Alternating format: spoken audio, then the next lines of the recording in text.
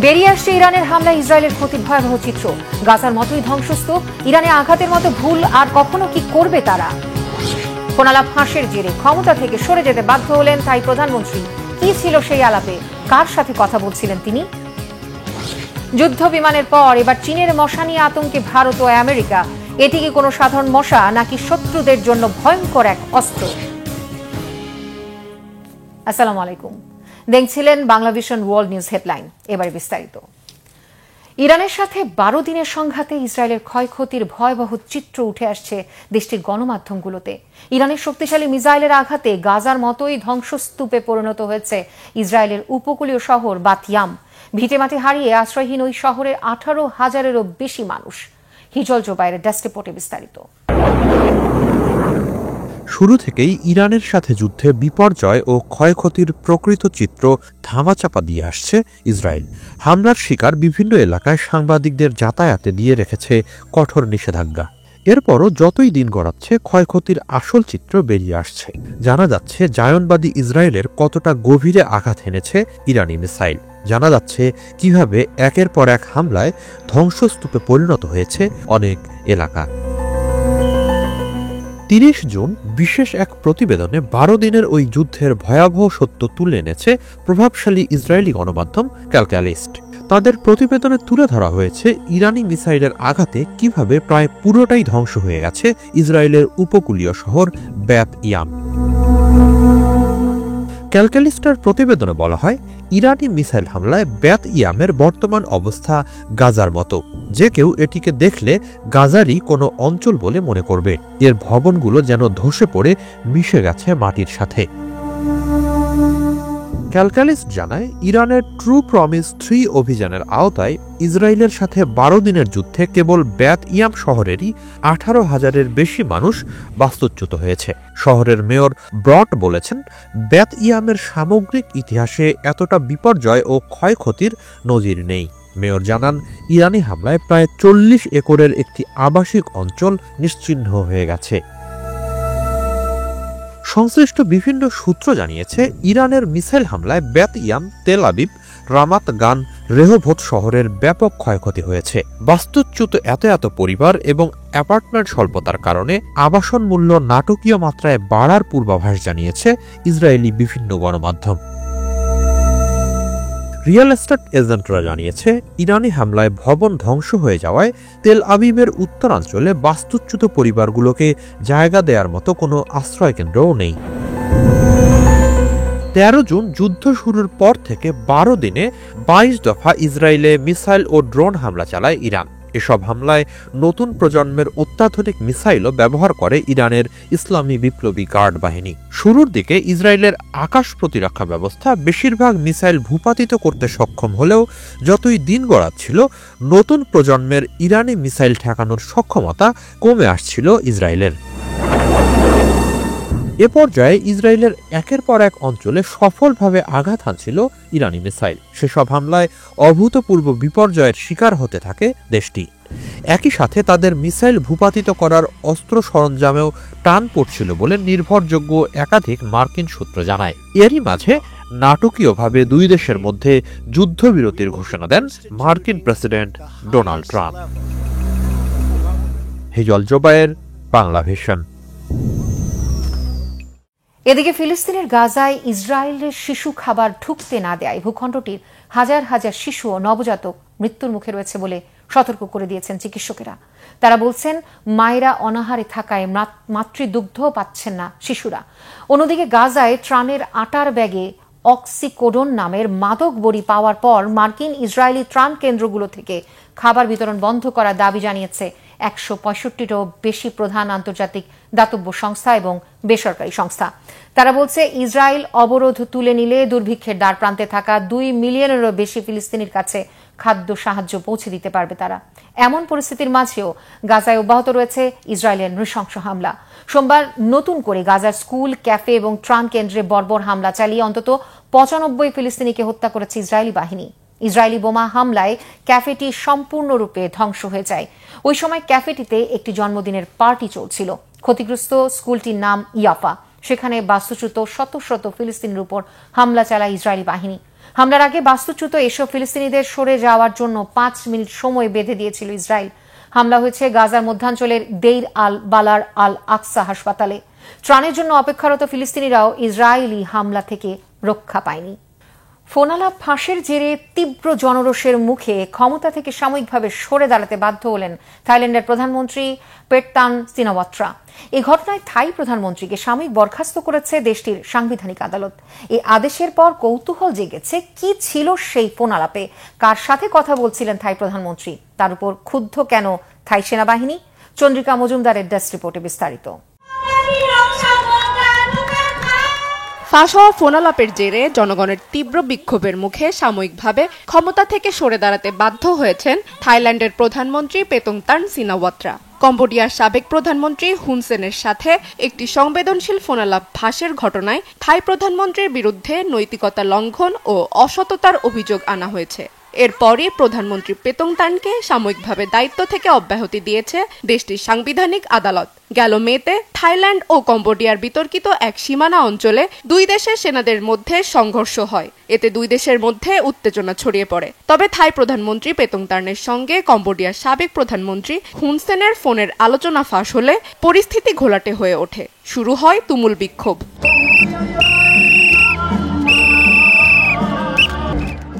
মঙ্গলবার বিচারপতিরা সর্বসম্মতভাবে পেতংতানের সাময়িক বরখাস্তের আবেদন গ্রহণের পক্ষে রায় দেয়। এর মাধ্যমেই শুরু হলো পেতংতানের বিরুদ্ধে আনুষ্ঠানিক তদন্ত।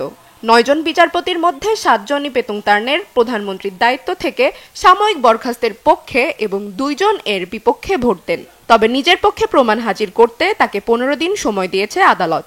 এ সময়ে এই দায়িত্ব পালন করবেন থাইল্যান্ডের উপপ্রধানমন্ত্রী সুরিয়া জুংরুং রুয়াংকিত। ফাঁস হওয়া ফোনালাপে থাই প্রধানমন্ত্রী পেতংতান থাইল্যান্ডের এক সেনা কর্মকর্তার সমালোচনা করেন। সেনাবাহিনীর ক্ষমতাধর ভূমিকার কারণে এ ধরনের মন্তব্যকে থাইল্যান্ডের রেড লাইন হিসেবে বিবেচনা করা হয়। একই সাথে কম্বোডিয়ার সাবেক প্রধানমন্ত্রী হুন সেনকে আঙ্কেল বলে ডেকে তার প্রতি অতিমাত্রায় নমনীয়তা দেখান। এই ঘটনার জেরে তার পদত্যাগের দাবিতে উত্তাল হয়ে ওঠে থাইল্যান্ড। এরই মধ্যে থাইল্যান্ডে সংখ্যাগরিষ্ঠতা হারিয়েছে জোট সরকার। তবে পেতংতান ক্ষমা চেয়ে বলেছেন তার মন্তব্যটি শুধুমাত্র কূটনৈতিক কৌশলের কারণে করা হয়েছে। আমি সবার কাছে ক্ষমা চাইছি। আমি আবারও নিশ্চিত করতে চাই যে আমার উদ্দেশ্য ছিল জাতির কল্যাণের জন্য। এই বরখাস্তকালীন সময়টাতেও আমি দেশের প্রতি কাজ চালিয়ে যেতে চাই। একজন থাই নাগরিক হিসেবে আমি যে পদেই থাকি না কেন কাজ চালিয়ে যেতে প্রস্তুত। তবে দেশের দায়িত্ব নেয়ার জন্য নতুন মুখ খুঁজছে থাই নাগরিকরা। আমাদের যে প্রধানমন্ত্রী আছেন তিনি উপযুক্ত নন বলে মনে করি আমরা। তাই দেশের ভালোর জন্য আমাদের নতুন কাউকে খুঁজে বের করা উচিত। এখানে ধনীরা আরামে জীবনযাপন করছে, তবে দরিদ্ররা আরো দরিদ্র হয়ে যাচ্ছে। এজন্যই আমরা বিক্ষোভ করেছি প্রধানমন্ত্রীর পদত্যাগের দাবিতে। পেতংতানকে বরখাস্তের পর থাইল্যান্ড স্থিতিশীলতা বজায় রাখতে পারবে বলে আশা করছে থাই পর্যটন মন্ত্রী Sorawong Thienthong. Chandrika Majumdar, Bangla Vision, news desk. চীনের যুদ্ধ বিমানের পর এবার দেশটির মশার আতঙ্কে ভুগছে ভারত ও আমেরিকা। মশা নিয়ে কেন এতটা উদ্বেগে চীনের শত্রু দুই দেশ ভারত ও আমেরিকা? এটি কি কোনো সাধারণ মশা নাকি শত্রুপক্ষকে ঘায়েল করার এক ভয়ঙ্কর অস্ত্র? ডেস্ক রিপোর্টে জানাচ্ছেন ইমরান মাহমুদ। কৃত্রিম মশা বানিয়েছে চীন, আর এতেই ঘুম হারাম ভারত ও যুক্তরাষ্ট্রের। কারণ এটি সাধারণ কোনো মশা না, আসলে এটি একটি সামরিক সার্ভেলেন্স ড্রোন। এই ড্রোনের আনুষ্ঠানিক নাম মস্কিটো মাইক্রো ড্রোন, যা চীনের সামরিক রোবোটিক্স গবেষণাগারে বহু বছরের গবেষণার পর তৈরি হয়েছে। এর প্রধান বৈশিষ্ট্য হচ্ছে একে খালি চোখে দেখা অত্যন্ত কঠিন, ফলে সহজেই যে কোনো গুরুত্বপূর্ণ স্থানে প্রবেশ করে ভিডিও, অডিও এবং নানা ধরনের তথ্য সংগ্রহ করতে পারে। সাউথ চায়না মর্নিং পোস্টের তথ্য মতে এই ড্রোনের দৈর্ঘ্য প্রায় 0.6 সেন্টিমিটার। বিশেষ কার্বন ফাইবার মিশ্রিত পদার্থে তৈরি এই ক্ষুদ্র যন্ত্রটি ওজনে এত হালকা যে বাতাসের সামান্য স্রোতেও উড়ে যেতে পারে। এতে রয়েছে এটি অতি ক্ষুদ্র ক্যামেরা, যা রাতের অন্ধকারেও স্পষ্ট ভিডিও ধারণ করতে সক্ষম। পাশাপাশি আছে সাউন্ড রেকর্ডার, যা প্রয়োজন মতো চারপাশের কথোপকথন গোপনে ধরে রাখে। ইকোনমিক টাইমসের একটি প্রতিবেদন অনুযায়ী ড্রোনটিতে উন্নত কৃত্রিম বুদ্ধিমত্তা বা এআই প্রোগ্রাম ব্যবহার করা হয়েছে, যা নিজেই লক্ষ্যবস্তু চিনে ফেলতে পারে এবং তার গতিবিধি নিরবিচ্ছিন্নভাবে পর্যবেক্ষণ করে। এর সবচেয়ে বড় সুবিধা হলো একে প্রায় কোনো শব্দ না করেই উড়ানো যায়।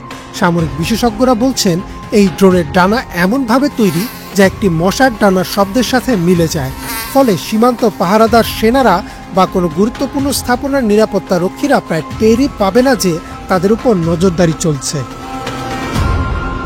মস্কিটো মাইক্রো ড্রোনকে অনেকে তুলনা করছেন যুক্তরাষ্ট্র ও নরওয়ের মিলে তৈরি করা বিখ্যাত ব্ল্যাক হর্নেট ন্যানো ড্রোনের সাথে। তবে আকার ও সক্ষমতায় চীনের এই ড্রোন অনেক দিক থেকে এগিয়ে। ব্ল্যাক হর্নেট ন্যানো ড্রোন প্রায় 16 সেন্টিমিটার লম্বা এবং ওজন প্রায় 18 গ্রাম, অথচ মস্কিটো মাইক্রো ড্রোন লম্বায় মাত্র 0.6 সেন্টিমিটার এবং প্রায় 1 গ্রামেরও কম ওজনের। ব্ল্যাক হর্নেট সাধারণত 25 মিনিট উঠতে পারে, আর চীনের ড্রোন 45 মিনিট পর্যন্ত আকাশে থাকতে পারে।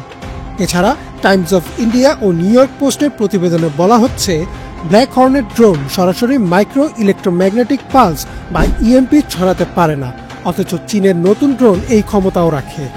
ইএমপি ব্যবহার করে কোনো গুরুত্বপূর্ণ কম্পিউটার নেটওয়ার্ক বা সেনাবাহিনীর যোগাযোগ ব্যবস্থা সাময়িকভাবে অচল করে দেওয়া সম্ভব। এই ড্রোনের উৎপাদন খরচও খুব কম নয়। প্রাথমিক পর্যায়ে প্রতিটি ড্রোন বানাতে প্রায় 50,000 মার্কিন ডলার খরচ হয়েছে, যা বাংলাদেশি টাকায় প্রায় 56 লাখ টাকা। তবে চীনা সামরিক সূত্রে জানা গেছে, বড় পরিসরে উৎপাদন শুরু হলে এই খরচ অনেক কমে যাবে। এদিকে চীনের নতুন এই প্রযুক্তি ভারত ও যুক্তরাষ্ট্রের জন্য বড় মাথা ব্যথার কারণ হয়ে উঠেছে। ভারতীয় সেনাবাহিনী ইতোমধ্যেই সীমান্ত অঞ্চলে এই ধরনের ড্রোন চিহ্নিত করতে বিশেষ রাডার বসানোর পরিকল্পনা করছে। ইউরোশিয়ান টাইমসের প্রতিবেদনে বলা হয়েছে, ভারত এই ড্রোনের হুমকি নিয়ে উচ্চ পর্যায়ে আলোচনা শুরু করেছে। অপরদিকে যুক্তরাষ্ট্রও এই ড্রোনকে গুরুতর নিরাপত্তা চ্যালেঞ্জ হিসেবে আখ্যা দিয়েছে। তারা প্রতিরোধমূলক ব্যবস্থা হিসেবে নতুন ধরনের সেন্সর এবং ইলেকট্রনিক জ্যামার প্রযুক্তি নিয়ে কাজ শুরু করেছে। অনেক বিশ্লেষক বলছেন, এই মস্কিটো মাইক্রো ড্রোন শুধু সামরিক নয়, ভবিষ্যতে রাজনৈতিক গুপ্তচর বৃত্তির ক্ষেত্রেও বিপ্লব ঘটাবে। এর আকার এত ক্ষুদ্র যে কোনো মিটিং রুম, অফিস বা কনফারেন্স হলে এটি ঢুকে সহজে গোপন তথ্য সরবরাহ করতে পারবে। আবার চাইলে এটিকে বিষাক্ত রাসায়নিক বহনে ব্যবহার করা যেতে পারে, যদিও এই দাবি এখনও প্রমাণিত নয়। বিশ্লেষকরা বলছেন, এই ক্ষুদ্র ড্রোন হয়তো সামরিক ইতিহাসে নতুন যুগের সূচনা করেছে। প্রযুক্তির এই অগ্রগতি একদিকে যেমন চীনের সক্ষমতা বাড়াচ্ছে, অন্যদিকে প্রতিবেশী দেশগুলোর মধ্যে উদ্বেগ ও নতুন প্রতিরক্ষার কৌশলের তাগিদও বাড়াচ্ছে। ইমরান মাহমুদ, বাংলাভিশন। 14 বছরেরও বেশি সময় ধরে সিরিয়ার উপর আরোপিত মার্কিন নিষেধাজ্ঞা তুলে নিতে একটি নির্বাহী আদেশে সই করেছেন প্রেসিডেন্ট ডোনাল্ড ট্রাম্প। নিষেধাজ্ঞা প্রত্যাহার হলেও সন্ত্রাসী মদদ দেয়া রাষ্ট্রের কালো তালিকা থেকে সিরিয়ার নাম বাদ দেয়নি মার্কিন প্রশাসন। সোমবার এক ডিক্রি জারি করে সিরিয়ার উপর নিষেধাজ্ঞা প্রত্যাহারের নির্বাহী আদেশ দেন মার্কিন প্রেসিডেন্ট। গেল মেতে সৌদি আরব সফরে যাওয়া প্রেসিডেন্ট ট্রাম্প সিরিয়ার অন্তর্বর্তী সরকার প্রধান আহমেদ আল শারার সাথে বৈঠক করে নিষেধাজ্ঞা প্রত্যাহারের প্রতিশ্রুতি দিয়েছিলেন। যুক্তরাষ্ট্রের রাজস্ব বিভাগ জানিয়েছে, সিরিয়ার আর্থসামাজিক উন্নয়নের স্বার্থে নিষেধাজ্ঞা প্রত্যাহারের এই সিদ্ধান্ত নিয়েছেন ট্রাম্প। এতে কালো তালিকাভুক্ত 518 জন ব্যক্তি ও প্রতিষ্ঠান বিধিনিষেধ মুক্ত হলেও সিরিয়ার পলাতক প্রেসিডেন্ট বাশার আল আসাদ ও তার সহযোগীদের উপর নিষেধাজ্ঞা বহাল থাকবে। সন্ত্রাসবাদে মদদের অভিযোগে 1979 সাল থেকে রাষ্ট্র হিসেবে সিরিয়াকে কালো তালিকাভুক্ত করে রেখেছে যুক্তরাষ্ট্র। 2011 মার্চ থেকে আসাদ সরকার বিরোধী আন্দোলন রক্তক্ষয়ী গৃহযুদ্ধের রূপ নেয়। পরে 2024 সালের 8 ডিসেম্বর দেশ ছেড়ে রাশিয়ায় পালিয়ে যান সাবেক প্রেসিডেন্ট বাশার আল আসাদ। নিউ ইয়র্কের ডেমোক্রেটিক প্রাইমারি নির্বাচনে দক্ষিণ এশীয় বংশোদ্ভূত মেয়র প্রার্থী জোহরান মামদানি জয়ী হওয়ার পর যুক্তরাষ্ট্রে নতুন করে ছড়াচ্ছে ইসলাম বিদ্বেষ। বসবাসের ব্যয়, আবাসন সংকট ও সামাজিক ন্যায় বিচার নিয়ে কাজ করা এই রাজনীতিকের প্যালেস্টাইন বিষয়ক অবস্থান তাকে কিছু মহলে টার্গেটে পরিণত করেছে। বিস্তারিত ডেস্ক রিপোর্টে। আমেরিকা ইসলাম বিদ্বেষ দীর্ঘদিনের সমস্যা হলেও এখন এটি আবারও নতুন আঙ্গিকে ছড়িয়ে পড়ছে। ডেমোক্র্যাটদের প্রাইমারি নির্বাচনে জোহরান মামদানির জয়ের পর এই বিদ্বেষ নতুন করে মাথাচাড়া দিয়ে উঠেছে। দীর্ঘদিন ধরে মুসলিম আমেরিকানরা নিউ ইয়র্ক সিটির ওয়াশিংটন স্কোয়ার পার্কে ঈদ উল ফিতরের নামাজ ও সমাবেশের আয়োজন করে আসছেন। তবে সম্প্রতি কিছু ডানপন্থী গোষ্ঠী ঈদের এই জমায়েতের ভিডিওকে ছড়িয়ে দিয়ে তা ভুলভাবে উপস্থাপন করছে। তারা মামদানির মুসলিম পরিচয়কে সামনে এনে সাধারণ মানুষের ভেতর ভয় ও ঘৃণা উস্কে দিতে চাইছে। আল জাজিরাকে দেওয়া এক সাক্ষাৎকারে স্থানীয় ইতিহাসবিদ ও মুসলিম আমেরিকান অ্যাক্টিভিস্ট আসাদ ডান্ডিয়া বলেন, ভয় প্রদর্শনের এই পদ্ধতিটা অত্যন্ত উদ্বেগজনক। এখন তাদের সম্প্রদায়কে সরাসরি টার্গেট করা হচ্ছে। নিউ ইয়র্ক সহ পুরো যুক্তরাষ্ট্রের মুসলিমদের মতে ডেমোক্রেটদের প্রাইমারিতে মামদানির জয়ের পর ইসলাম বিদ্বেষ নতুন করে বিস্তার লাভ করছে। অনেকে সরাসরি মামদানির মুসলিম পরিচয়কে টেনে এনে সমালোচনা করছেন। কংগ্রেসম্যান র্যান্ডি ফাইন কোনো ধরনের প্রমাণ উপস্থাপন না করেই অভিযোগ তোলেন, মামদানি নির্বাচিত হলে নিউ ইয়র্কে খেলাফত কায়েম করবেন। এদিকে এক্সে স্ট্যাচু অব লিবার্টির বোরকা পরা একটি ব্যঙ্গাত্মক চিত্র পোস্ট করেছেন মার্জরি টেইলর গ্রিন। সাবেক জাতীয় নিরাপত্তা উপদেষ্টা মাইকেল ফ্লিন দাবি করেছেন, ইসলাম কোনো ধর্ম নয়, বরং এটি একটি রাজনৈতিক মতাদর্শ। অপরদিকে চার্লি কির্ক ও নিউ ইয়র্কের আইন প্রণেতা জায়েন সিদ্দিকি মামদানিকে মুসলিম মাওবাদী বলে অভিহিত করে 9/11-এর হামলার প্রসঙ্গ টেনে আনেন। এক কংগ্রেস সদস্য মামদানির মার্কিন নাগরিকত্ব বাতিল করে তাকে দেশ থেকে তাড়ানোর দাবি তুলেছেন। অন্য একজন সোশ্যাল মিডিয়ায় মামদানির হাতে খাবার খাওয়ার একটি ভিডিও শেয়ার করে কটাক্ষ করে লেখেন, সভ্য সমাজে কেউ এভাবে খায় না, ওদের তৃতীয় বিশ্বের দেশে ফিরে যাওয়া উচিত। কিছু ডেমোক্রেট নেতা মামদানির বিরুদ্ধে চালানো ইসলাম বিদ্বেষী প্রচারণার প্রতিবাদ করেছেন, তবে অনেক প্রভাবশালী নেতা এখনও এই বিষয়টি নিয়ে নীরব রয়েছেন। নিউ ইয়র্কের সিনেটর কিরস্টেন গিলিব্রান্ড নিজেই মামদানিকে নিয়ে গ্লোবাল জিহাদ প্রসঙ্গে বিতর্কিত মন্তব্য করেন, যদিও পরে স্বীকার করেন যে তিনি অনিচ্ছাকৃতভাবে ভুল বক্তব্য দিয়েছেন। 9/11-এর হামলার পর যুক্তরাষ্ট্রে একটি তথাকথিত ইসলামোফোবিয়া ইন্ডাস্ট্রি গড়ে ওঠে। কিছু বিশেষজ্ঞ, গবেষণা প্রতিষ্ঠান ও গণমাধ্যম ইসলামকে এক ধরনের হুমকি বা অশুভ শক্তি হিসেবে তুলে ধরতে শুরু করে। নিউ ইয়র্কের পুলিশ বিভাগ পর্যন্ত মুসলিম সম্প্রদায়ের উপর গোপনে নজরদারির জন্য একটি বিশেষ ইউনিট তৈরি করে। আবারও সেই পুরনো ভ্রান্ত ধারণা ও সন্দেহ নতুনভাবে ফিরে আসছে, ফলে মুসলিমদের প্রতি অবিশ্বাস ও বিভ্রান্তি আবারও জেগে উঠছে।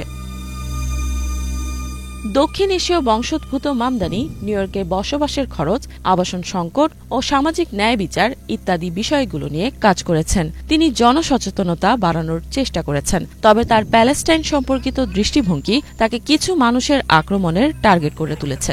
নিউ ইয়র্ক সিটি কাউন্সিলের সদস্য শাহানা হানিফ এই পরিস্থিতিকে 9/11 পরবর্তী সময়ের সঙ্গে তুলনা করে বলেন, এখন আবার সেই একই ধরনের বিদ্বেষ ফিরে এসেছে। তিনি বলেন, এই ঘৃণার বিরুদ্ধে তাদের দৃঢ়ভাবে ও সাহসিকতার সঙ্গে রুখে দাঁড়াতে হবে। ইফাত জাহান, বাংলাভিশন। ভারত পাকিস্তান যুদ্ধবিরতির কৃতিত্ব নিয়ে ওয়াশিংটনের সাথে দিল্লির টানাপোড়েন এখনও শেষ হয়নি। ভারতের পররাষ্ট্রমন্ত্রী এস জয়শঙ্কর আবারও দাবি করেছেন, যুদ্ধবিরতি কার্যকরের কৃতিত্ব কোনোভাবেই মার্কিন প্রেসিডেন্ট ডোনাল্ড ট্রাম্পের নয়। যুক্তরাষ্ট্রের নিউ ইয়র্কে জয়শঙ্কর নিউজ উইককে দেয়া সাক্ষাৎকারে জানিয়েছেন, 9 মে ডোনাল্ড ট্রাম্পের সাথে ফোনালাপের সময় তিনি প্রধানমন্ত্রী নরেন্দ্র মোদীর পাশে ছিলেন। ফোনালাপে যুদ্ধবিরতি নিয়ে কোনো কথা হয়নি দাবি করে এ বিষয়ে মার্কিন প্রেসিডেন্টের অবদান বেমালুম অস্বীকার করেছেন জয়শঙ্কর। গত বুধবার নেদারল্যান্ডসের হেগে ন্যাটো সম্মেলনে ট্রাম্প আবারও দাবি করেন, ভারত পাকিস্তান যুদ্ধবিরতিতে অবদান রেখেছেন তিনি। এর ধারাবাহিকতায় আবারও এমন মন্তব্য করলেন জয়শঙ্কর। গত 22 এপ্রিলে ভারতের জম্মু কাশ্মীরের পেহেলগাঁওয়ে প্রাণঘাতী সন্ত্রাসী হামলার জেরে 6 মে দিবাগত রাতে পাকিস্তানে ক্ষেপণাস্ত্র হামলা চালায় ভারতের সশস্ত্র বাহিনী। নাম দেয়া হয় অপারেশন সিঁদুর। পাকিস্তানের পাল্টা হামলায় দুই পক্ষের ব্যাপক সংঘর্ষের 3 দিন পর এক্স হ্যান্ডেলে যুদ্ধবিরতির ঘোষণা দেন প্রেসিডেন্ট ট্রাম্প। তিনি দাবি করেন, তিনিও ভাইস প্রেসিডেন্ট জেডি ভ্যান্স প্রায় 48 ঘণ্টার কূটনৈতিক তৎপরতায় নরেন্দ্র মোদী আর শাহবাজ শরীফ সহ ভারত ও পাকিস্তানের ঊর্ধ্বতন কর্মকর্তাদের সাথে কথা বলে অস্ত্রবিরতিতে রাজি করিয়েছেন। ভারতের দক্ষিণাঞ্চলীয় রাজ্য তেলেঙ্গানার একটি রাসায়নিক কারখানায় বিস্ফোরণের ঘটনায় নিহত হয়েছে অন্তত 39 জন, আহত আরও 35 জন। রাজ্যটির সাঙ্গারেড্ডি জেলার পাসা মিলারাম শিল্প এলাকায় একটি চুল্লিতে বিস্ফোরণের ফলে এই ভয়াবহ অগ্নিকাণ্ডের ঘটনা ঘটে। নিহতদের মধ্যে এই পর্যন্ত 4 জনকে শনাক্ত করা গেছে। বাকি 35 জনকে শনাক্ত করতে খোঁজ চালাচ্ছে স্থানীয় আইন শৃঙ্খলা বাহিনী। সোমবার হঠাৎ করেই কারখানাটিতে বিস্ফোরণের শব্দ শোনা যায়। এরপরই ভেতর থেকে কালো ধোঁয়া বেরিয়ে আসতে দেখে স্থানীয়রা। বিস্ফোরণের সময় কারখানাটিতে 90 জন শ্রমিক কাজ করছিলেন। বিস্ফোরণের ঘটনায় সমবেদনা জানিয়েছেন ভারতের প্রধানমন্ত্রী নরেন্দ্র মোদী। ত্রাণ তহবিল থেকে নিহতদের পরিবারকে 2 লাখ রুপি এবং আহতদের 50,000 রুপি ক্ষতিপূরণ দেওয়ার প্রতিশ্রুতি দিয়েছেন তিনি। এই ছিল আজকের মতো। ধন্যবাদ এতক্ষণ সাথে থাকার জন্য।